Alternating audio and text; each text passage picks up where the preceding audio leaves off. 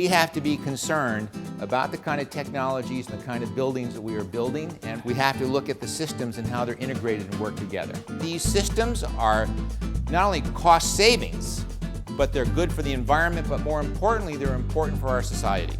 You know, energy efficiency obviously is one of the main driving factors these days on how to design a building. The building we're standing at here today is the Vermont. It's these two towers you see here. We have a 30-story and a 24-story tower. So what this system is here is a variable refrigerant flow system.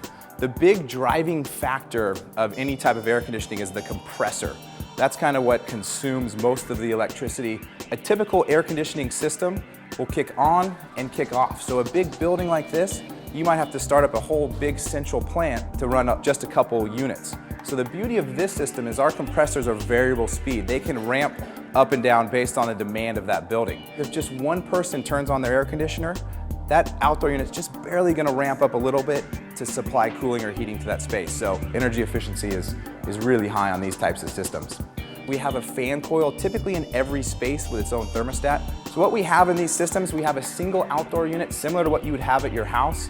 And then as far as indoor units, we can mix and match all these different styles, and we can actually put 64 indoor units on one outdoor unit. We have our thermostats, our 7-day programmable thermostats, so people can program the hours that they're gonna be in their apartment. So the real beauty of this system is if I've got a zone that's calling for cooling, what we're gonna do is we're gonna send a cold refrigerant to that fan coil. Air is gonna go across that coil, and it's gonna blow cold air essentially into that space.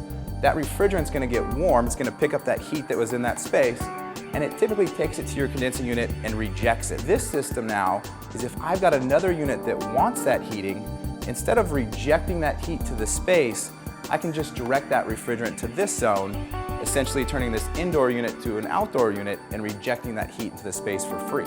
Not only were we able to, save them a lot of space and noise in every unit, we also save them a lot of energy. I can see this having a big impact, not only in Los Angeles, but as an example in other parts of the world. We've got to do this and start seeing how these things are connected and integrate those systems. It's not just one thing, it's how they all fit together. Big solution is having different kind of green energy systems all being used to provide power for buildings. And it's available, the technologies are there today, and it's economic. And that's critical.